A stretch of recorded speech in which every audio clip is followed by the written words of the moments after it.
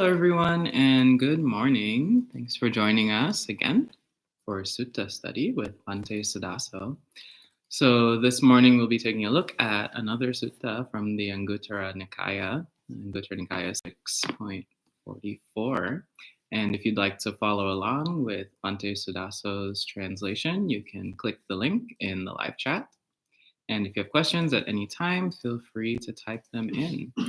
So welcome so far to Gita, Jens, Kauser Friend, Denise, Kyle, and Venerable Vimalanyani again.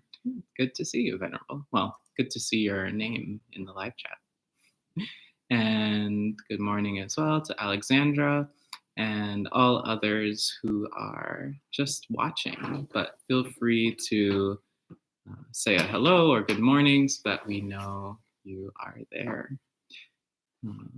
So at this time, I'll pass things over to Bhante Suddhāso for this morning's talk.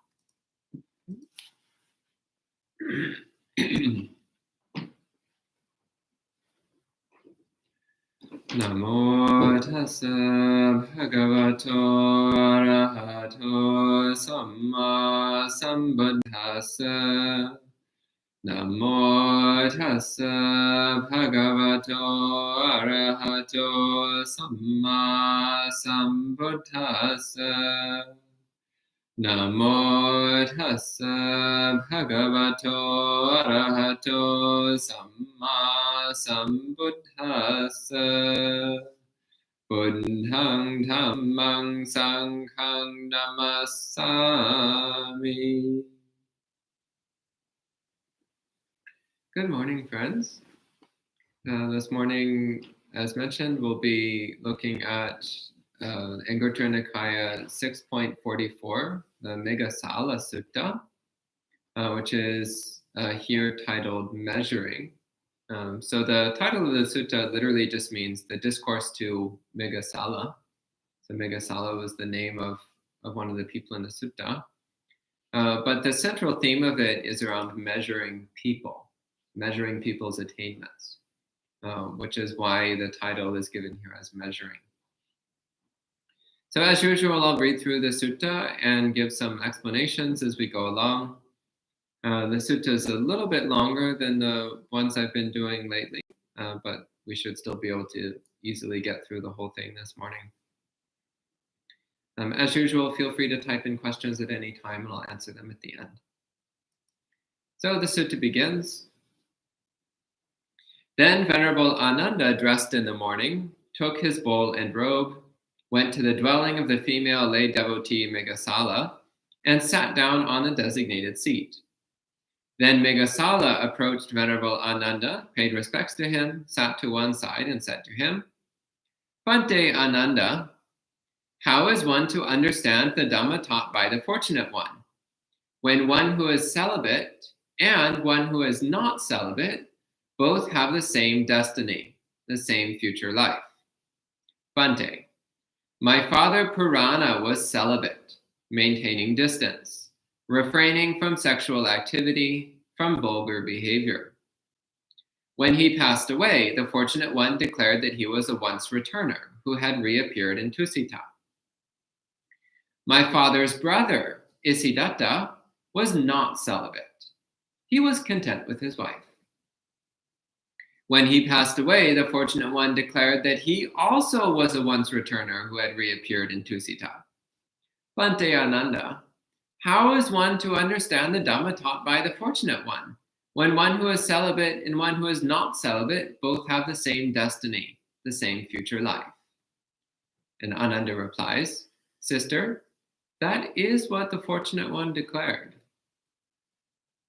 So this is introducing the topic of the sutta.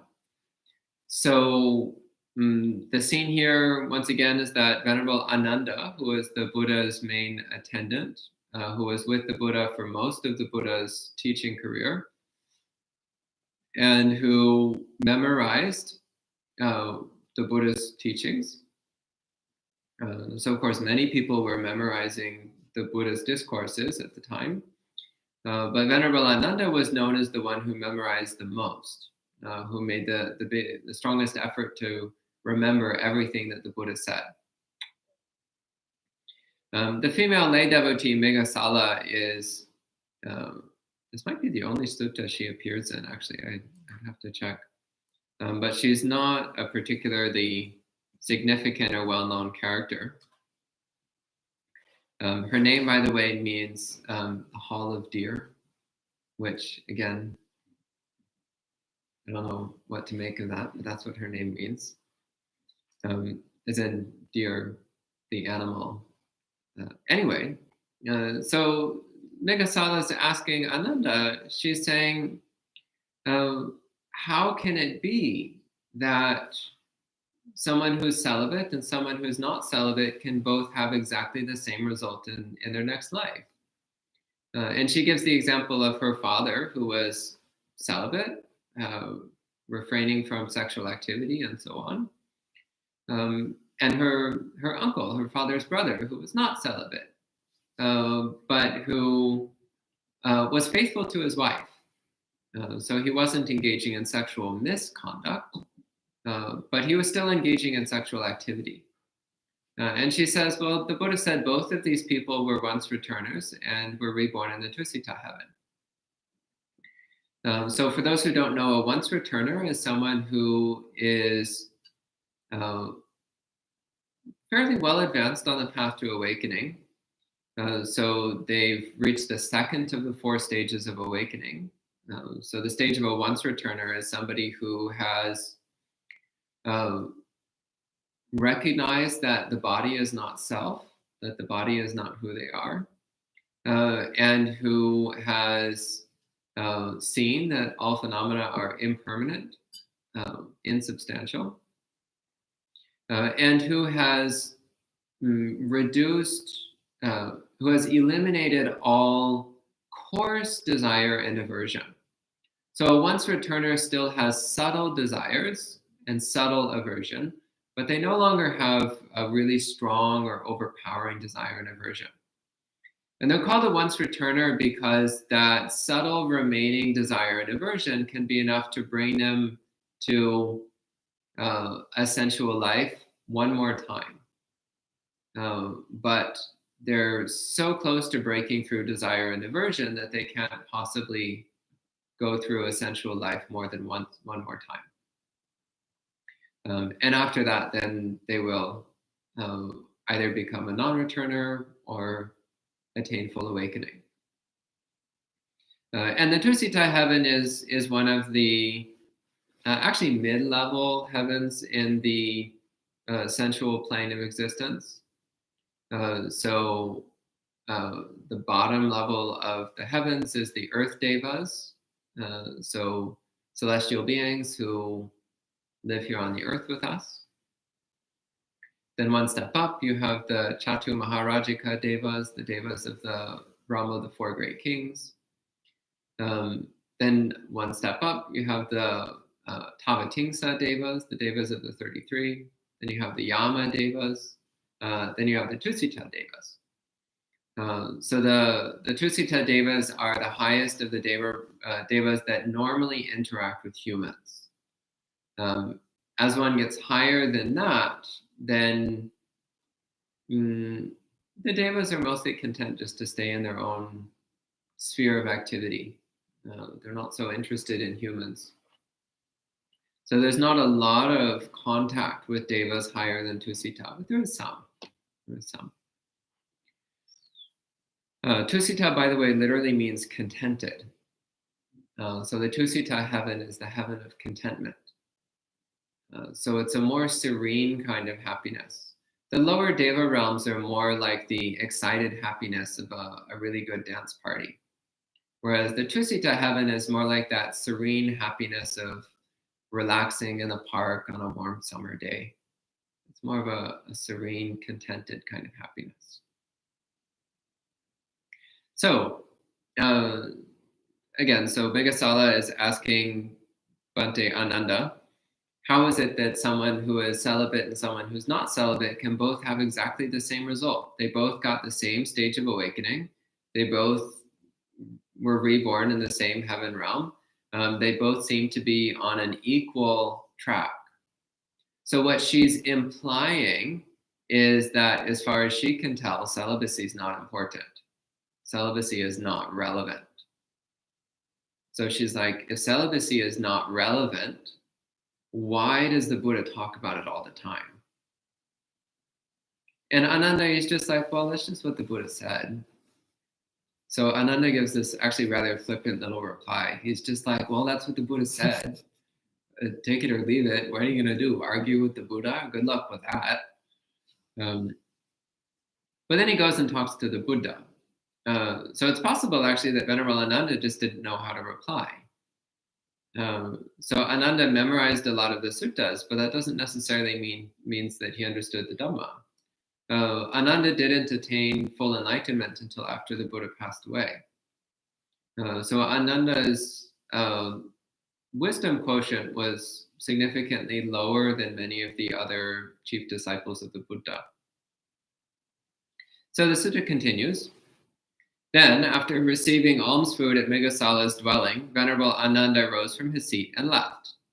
After finishing his meal and returning from alms round, he approached the fortunate one, paid respects to him, sat to one side, and said to him, Bhante, this morning I dressed, took my bowl and robe, went to the dwelling of the female lay devotee Meghasala, and sat down on the designated seat. Then Meghasala approached me, and he reports the whole story of how Meghasala had laid out this confusion of hers around how it is that someone who is celibate and somebody who is not celibate would both have seemingly the same result.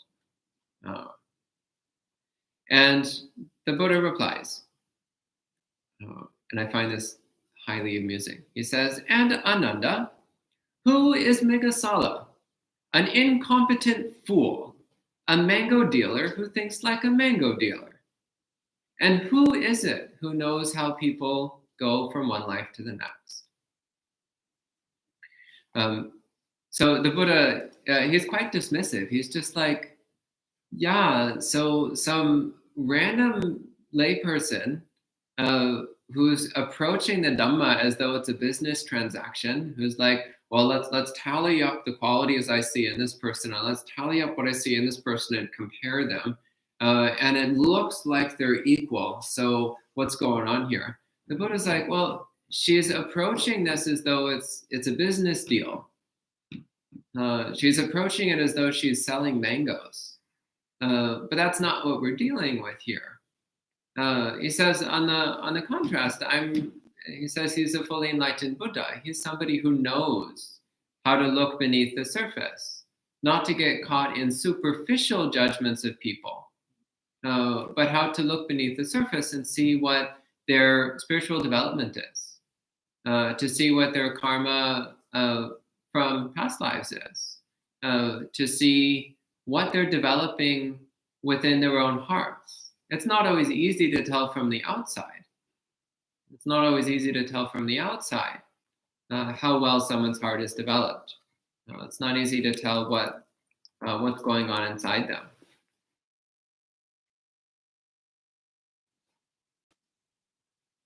So the word translated here as mango dealer, by the way, is ambaka. So amba means mango, and the suffix ka means one who is connected with.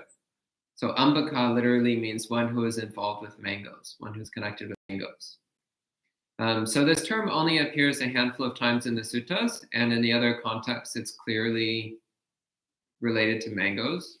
So again, Ambapali, who I mentioned earlier as being a owner of a mango orchard, was also called the Ambaka, the mango dealer. However, for completely inexplicable reasons, the commentary to this sutta claims that Ambaka means woman, which then has led to many translators translating this as saying that Meghasala is a fool who thinks like a woman. So there's absolutely no linguistic basis for this. There's no etymological basis for this. And there's no basis anywhere in the suttas for this. So that appears to be a little splash of misogyny that got stuck in the commentaries 1,000 years after the Buddha. So I'm sticking with translating the text exactly as it says. It says mango dealer. So I'm not going to randomly replace the word mango dealer with woman, as the commentary did and as other translators have done following the commentary. So the Buddha then goes into an explanation. He says, Ananda, there are 6 kinds of people found in the world. What 6? Here, Ananda, one kind of person is gentle, pleasant to live with, and delights in living together with co-practitioners. However, they have not been listening, they have not learned much, they have not made a breakthrough in view, and they have not attained temporary liberation. When such a person is separated from their body after death, they head for decline, not for distinction. They are going towards decline, not towards distinction. So just to explain this a little bit, so here he's talking about somebody who, from the outside, they look great. They're gentle, they're kind, they're pleasant, they're easy to get along with.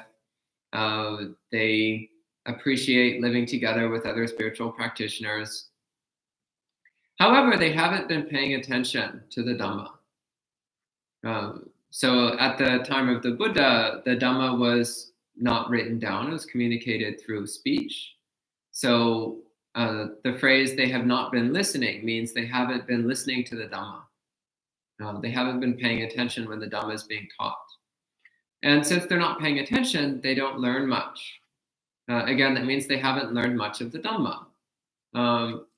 And if you don't learn much about the Dhamma, then you can't understand the Dhamma, which is the next phrase. They have not made a breakthrough in view. So that means they haven't come to a direct understanding of what the Dhamma is talking about. They haven't comprehended the Dhamma. And they have not attained temporary liberation. So temporary liberation is referring to those moments of mental clarity, those moments when we see the suffering that we inflict on ourselves, we see how desire and aversion make us miserable, and we let go of it just for a moment, or just for a few minutes, or just for one period of meditation. For a little while, we put down the burden of dukkha. So it's kind of a micro cessation of dukkha, a temporary experience of what it's like to almost be happy. That's called temporary liberation. Temporary liberation is often interpreted to refer to jhana, so states of a very strong concentration where the mind is very peaceful and very euphoric. And that is a form of temporary liberation. It's a very pleasant and advanced form of temporary liberation. But I take temporary liberation also to include more ordinary experiences of whenever we, for even just a few seconds, we put down our defilements for a little while. We put down our defilements for a few seconds and we have a few seconds of peace, a few seconds where the mind is liberated from the self-inflicted oppression of defilements. So this is the example of somebody who, again, from the outside, it looks like they're doing well, but on the inside, their practice is not advanced. Their practice has not developed. And the Buddha says, even though this person looks like they're doing great, they're not going in the right direction. In future lives, they're just going to decline. Since they haven't developed a connection with the Dhamma, then they're just going to keep wandering based on their impulses. They're just going to keep being pulled around by their desire and aversion. They're going to keep being obstructed by their ignorance and delusion. And then he gives another example. He says, here, Ananda, another kind of person is gentle, pleasant to live with, and delights in living together with co-practitioners. They have been listening, they have learned much, they have made a breakthrough in view, and they have attained temporary liberation. So this is somebody who is doing well in their practice. They have been making an effort to understand the Dhamma and practice the Dhamma and experience the Dhamma. And the Buddha says, when such a person is separated from their body after death, they head for distinction, not for decline. They're going towards distinction, not towards decline. In that case, Ananda, a measurer, measures, that person's traits are the same as the other person's traits. How is one inferior and one superior? Ananda, this is for their long-term detriment and suffering. So this here, he is pointing out to the error that Meghasala was making. So Meghasala was making the superficial judgment of just what she could see from the outside. And the Buddha says, this is the same as somebody who compares two people and says, well, these two people do look the same from the outside. How is it that one is better than the other? How is it that one could be destined for a better rebirth than the other one? Again, you think of it like the business person's mindset, the mango dealer mindset. It's like, well, 3 mangoes over here, 3 mangoes over here. It's the same, it's equal. What's the difference? But the Buddha can look inside and see, well, actually, that mango is rotten on the inside. They might look equal from the outside, but you cut that one open and you're just going to find a mess. Not so good. I'm not pointing at you, Drew. Okay. You're fine. You're not a rotten mango. You're a very sweet mango. So the Buddha says when people get caught up in this kind of superficial judgment of other people's qualities, it leads to their own long-term detriment and suffering. So we should be careful not to judge people just from the outside, recognizing that we actually don't know that much about what's going on inside others. We don't know that much about what level of attainment other people have. We don't really know how well developed their practice is. So the Buddha continues. He says, in that case, Ananda, the person who is gentle, pleasant to live with, delights in living together with co-practitioners, has been listening, has learned much, has made a breakthrough in view, and has attained temporary liberation, is better and superior to the previous person. Naturally. He says, for what reason? Ananda, that person flows with the stream of Dhamma. I find this really beautiful. That person flows with the stream of Dhamma. And the stream of Dhamma flows inevitably towards enlightenment, inevitably towards Nibbana. So he says, that person flows with the stream of Dhamma. Who could understand this difference except a Tathagata? In other words, he's saying, if you're not fully enlightened, it's not easy to tell who's aiming towards enlightenment and who isn't. It's not so easy to tell. So he says, therefore, Ananda, do not be a measurer of people. Do not take up measuring people. Ananda, one is harmed when one takes up measuring people. Ananda, only I can measure people or another who is like me. So again, he's emphasizing here that we should not make superficial judgments about other people's spiritual development.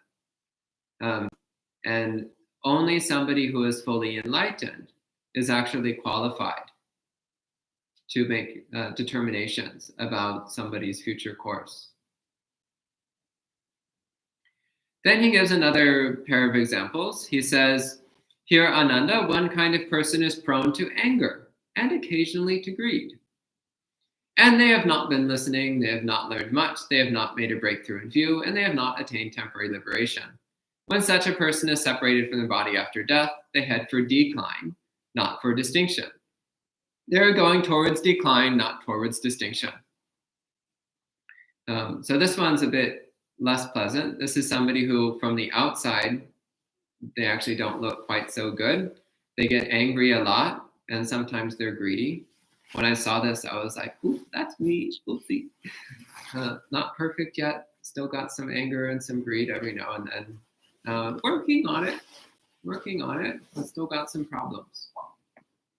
But this person, not only do they still manifest defilements, but they also have not been listening to the Dhamma. They're not working on their practice. So not only are they not doing so great in this life, but they're also just going to keep getting worse. But the second example, he says, here, Ananda, another kind of person is prone to anger and occasionally to greed. However, they have been listening. They have learned much, made a breakthrough in view, and attained temporary liberation. When such a person is separated from the body after death, they head for distinction, not for decline. They're going towards distinction, not towards decline. So although this person doesn't look so great from the outside, they get angry sometimes, they get greedy sometimes, because they're making an effort to understand and practice the Dhamma, the Buddha says they're going in the right direction. So this I find encouraging. When I came to this paragraph, I was like, yes, there's hope for me after all. It's not all grim, it's not all doom and gloom, there's hope. And as before, he says, in that case, Ananda, a measurer measures. That person's traits are the same as the other person's traits. How is one inferior and one superior? Ananda, this is for their long-term detriment and suffering. And again, he says, in that case, the person who is prone to anger and occasionally to greed, but who has been listening, learned much, made a breakthrough in view, and attained temporary liberation, is better and superior to the previous person. For what reason? Ananda, that person flows with the stream of Dhamma. So again, I find this so beautiful. It shows that flowing with the stream of Dhamma doesn't necessarily mean that you look perfect from the outside. So again, when we look at others, you might see somebody and you're like, yeah, but they're a monk, they're supposed to be perfect. Well, no. They're supposed to be trying. But it's hard to tell from the outside, isn't it? So that person who looks like a mess from the outside, on the inside, they might be flowing with the stream of Dhamma. I remember one time many years ago, staying at a certain monastery, and a monk came to visit who had used to live there before. He'd been away for a while and he'd come back to visit again. And he was the most intolerable person. Just couldn't get along with anyone. He was always getting angry and saying nasty things. And finally, I went to the senior monks to complain. I was like, this guy's really impossible to get along with. And they said, he's improved so much. He's gotten so much better than he used to be. We're really proud of his progress. And I was like, whoa, this guy must have started off really bad if this is improvement. But that was my perspective. I was the measurer here. I was the person making a superficial judgment. Whereas the senior monks were seeing, yeah, that monk's a mess, that's true. But he's less of a mess than he used to be because his Dhamma practice is starting to pay off. It's starting to transform him from the inside out. Then finally, the Buddha gives a third pair of examples to bring us up to 6. He says, here, Ananda, one kind of person is prone to anger and occasionally expresses it verbally. Uh-oh. This is when we're getting to somebody who actually says nasty things to other people. Not so good. And they have not been listening. Uh-oh. I feel bad for this person. They have not learned much, they have not made a breakthrough in view, and they have not attained temporary liberation. So this is somebody who they look bad from the outside, and it's bad on the inside. So this, overall, they're in a really rough situation. So this is somebody who all you can do is have compassion for them and wish well for them because they're already suffering and they're just making it worse for themselves.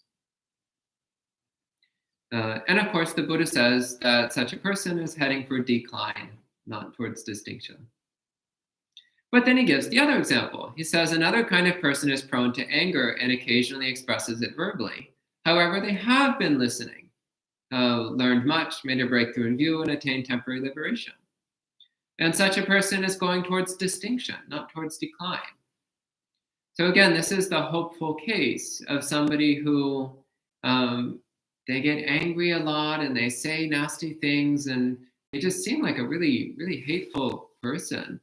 But they're really trying to become a better person. And they're making progress on the inside, even if it's not so easy for us to see it on the outside. And again, in the Buddha's explanation, he says, that person flows with the stream of Dhamma. And who could understand this difference except a Tathagata? So once again, he emphasizes we should not take up measuring people. In other words, we shouldn't judge people just on their external superficial conduct and behavior. And he reiterates once again, he's like, and Ananda, who is Migasala, an incompetent fool, a mango dealer who thinks like a mango dealer. And who is it who knows how people go from one life to the next? And he concludes the sutta by saying, Ananda, these are the 6 kinds of people found in the world. Ananda, if Isidatta's morality had been as good as Purana's morality, then Purana would have had no knowledge of Isidatta's destiny. So again, Purana was the celibate one who was very careful to maintain as pure and wholesome behavior as he could. Whereas Isidatta was the one who was still engaged in ordinary sensual activities. So the Buddha is saying, if Isidatta had morality that was up to the level of Puranas, then Isidatta would have had a far better result. He wouldn't have just been a once returner going to Tusita heaven. He would have been far beyond that, to the point where Purana would not even have been able to see. Purana would have had no understanding of Isidatta's achievements. And he says, and Ananda, if Purana's wisdom had been as good as Isidatta's wisdom, then Isidatta would have had no knowledge of Purana's destiny. In this way, Ananda, both of these people were inferior in one respect. So the Buddha's point here is he's saying that, yeah, from the outside, it looked like Purana had better morality than Isidatta. And that's true. Purana did have better morality than Isidatta. But what Migasala wasn't seeing was the inside. She wasn't seeing that on the inside, Isidatta had much better wisdom. So it balanced out. Purana's high morality, but lower level of wisdom, and Isidatta's high wisdom, but lower level of morality, balanced out to where they both wound up getting the same overall result. So what this emphasizes here, again, the main point of the sutta is not to make these superficial judgments about people, but also it emphasizes that morality and wisdom cannot be developed separately from each other if we want to get good results. If you focus just on one, for example, trying to develop wisdom but not making any effort to develop morality, aka your average Western Buddhist, we'll get some good results, that's true, but it won't go anywhere near as far as it could. And similarly, if you develop morality but you don't cultivate any wisdom, I could give some examples of that one, but I'm going to refrain for the benefit of all beings. Well, that's actually not so great either. Now, of course, it's a lot better than not doing any practice at all, but it's still going to limit your growth. So not to be content just with developing morality or just with developing wisdom, but to really make a strong effort to develop both as much as we can. So that's the end of this sutta. At this time, if you have any questions, please go ahead and I'll answer as best I can. Thank you. Thank you, Bhante, for sharing that lovely sutta. And good morning to our friends on Instagram Live. So Elaine is joining us from Instagram now. And says, good morning, Venerables and other friends. And good morning to everyone else on Instagram who is just watching. So again, if you have questions at any time, both on YouTube and on Instagram, feel free to type them in. And good morning as well to Sridhar Cherry Pie Minimal, Halim, Chittapala, Elise, Catherine, and Jens. So far, there are no questions.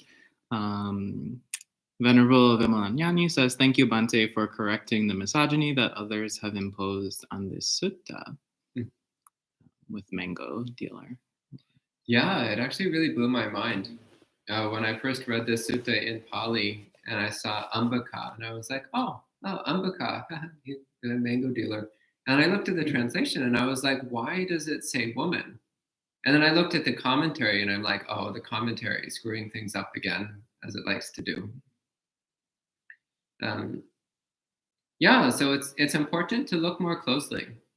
When you come across something in the suttas that looks misogynist, do a little bit of digging. And often you'll find out that it was clearly something that somebody smeared on later. And Venerable Vimalanyani says, also Migasala appears in Anguttara 1075. I have to say, Venerable, it's really lovely having you join in. I really appreciate having another monastic who is knowledgeable of the suttas and can make these contributions. Thank you. Yes, very much appreciated. And there are a couple of questions on Instagram Live, but they seem more suited for monk chat. We have plenty of time. If there's anything even vaguely related, I could take it. Otherwise, it can wait for this evening. How can I stop overthinking? Oh, yeah, that'll have to wait for this evening. What about which lineage of Buddhism are we learning from about today? There are no lineages. There is only Buddhism. But yeah, that's a monk chat question. Nancy says, which sutta was this? So this was Anguttara Nikaya 6.44. I can type it in, and then you can look it up if you'd like on suttacentral.net for free. But Bhante Suddhāso has his translation online at bhantesuddhaso.com.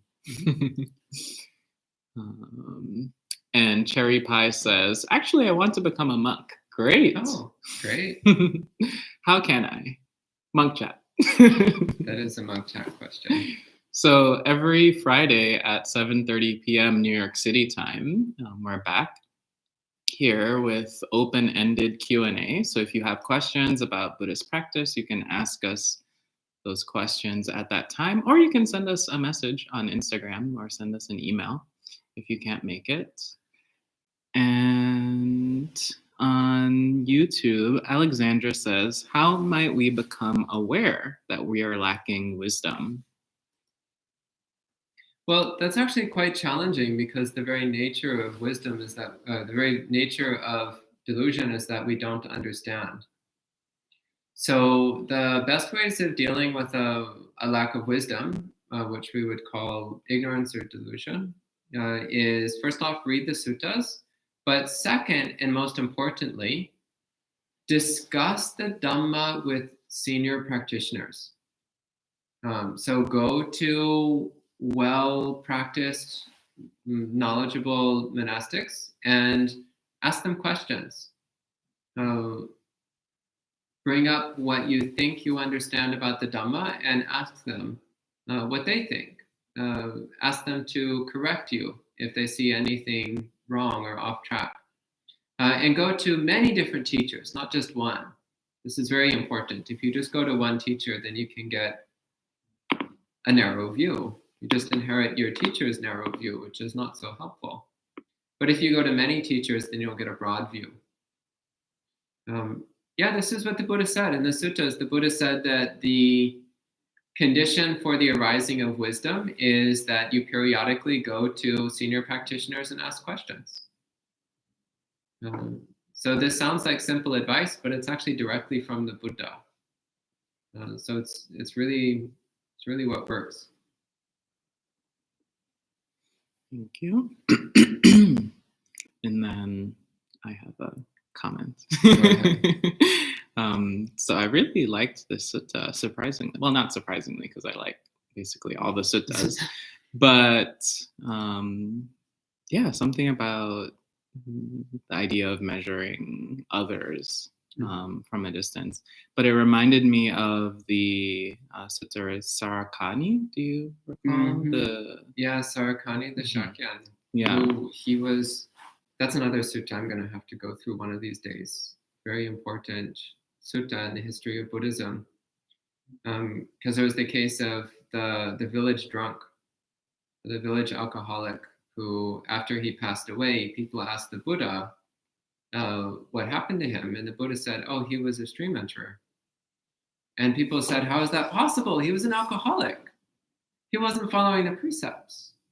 And the Buddha said, yeah, but he fulfilled the precepts at the time of his death. So this has been one of the ongoing sources of debate for 2,500 years. What the heck was going on with Sarakani the Shakyan? And what does it mean to fulfill precepts at death? So there's actually no agreed upon answer to these questions, but it's always a fun debate to have. And for some reason, people get really fired up around this topic. I'm not sure why. I think it has something to do with kind of like in this sutta, it's like, oh my God, I spent so many years doing this hard and difficult practice, and he just gets to do it at death. And it's like, I could have been drunk all this time. Why was I refraining from drinking? It worked for Sarakani. But no, that's not the point at all. That's this kind of superficial judgment which leads to decline if we think in those ways. And Denise asks, is it ever okay to measure someone based on other characteristics? I feel that sometimes it's necessary to measure so we know who we are dealing with. Yeah, well, that's different. That's in terms of watching out for yourself. So protecting your own safety, for example. So, for example, the case of somebody who's angry and says nasty things, have compassion for them from a distance. Don't put yourself close enough to them that they can hurt you. But also recognize that you don't necessarily know what their internal condition is like, and you don't necessarily know whether they're going up or down. So that's more the point I think the Buddha is making here, is that it's difficult to tell where somebody's spiritual development is leading, unless you already have the wisdom of a fully awakened being. But that doesn't in any way preclude making these more ordinary judgments. Like, oh, that person's really grumpy, and that puts me in a bad mood. So I'm not going to be around them. Or that other person is always trying to make me drink alcohol, so I'm not going to hang out with them. Those are the ordinary judgments that you do in order to protect your own practice. There's nothing wrong with that. Okay. And a couple more comments or questions on Instagram. So Cherry Pie says, where are you from? Well, we're in New Jersey, United States. Monk Chat. Join us for a Monk Chat this evening, 7:30 New York City time. And the other questions are also more suited to Monk Chat. So yes, if you can join us tonight, please do. If you can't, send us a message on Instagram. We check it periodically. So we'll get back to you. Eventually. We do not guarantee rapid replies to messages. It's true. And it seems like that's also all the comments and questions on YouTube. So thanks everyone for joining this morning. Come back tonight if you can. And we can end. Hold on one second.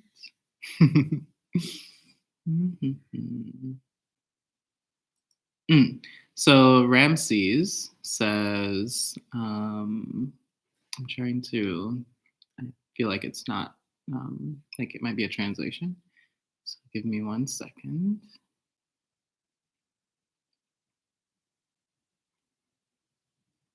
So Ramses says, I indulge, but morally I practice. However, wisdom comes from doing good to ones I love. I have no idea if this makes sense.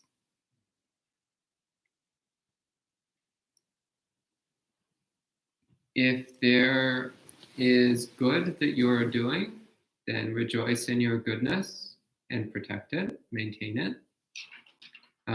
If there are parts of morality that are not so good yet, work on improving them. This is the path towards distinction, is to always ask ourselves, how can I improve myself? How can I make my practice better? How can I make my morality better? How can I make my samadhi better? How can I make my wisdom better? Until you're fully enlightened, there's more work to do. So never give up. Always try to improve yourself. Okay? And Jake also says on YouTube, Venerable Dhammavuddho, in one of his talks, talks about Sarakani, but says he didn't go astray following the Noble Eightfold Path, and that the consumption of intoxicants is not included in the path. I disagree, because the Buddha said over and over and over and over and over again, all throughout the suttas, to refrain from consuming alcohol. So I do not agree with the statement that it isn't part of the path to refrain from alcohol, because it most clearly is. So I don't know what Dhammavuddho meant by that, but from what you're saying, I would have to say I do not agree. That does not line up with what's in the suttas. So I don't know. Maybe there's a context to that statement, or maybe your reference to it is a paraphrase. I don't know.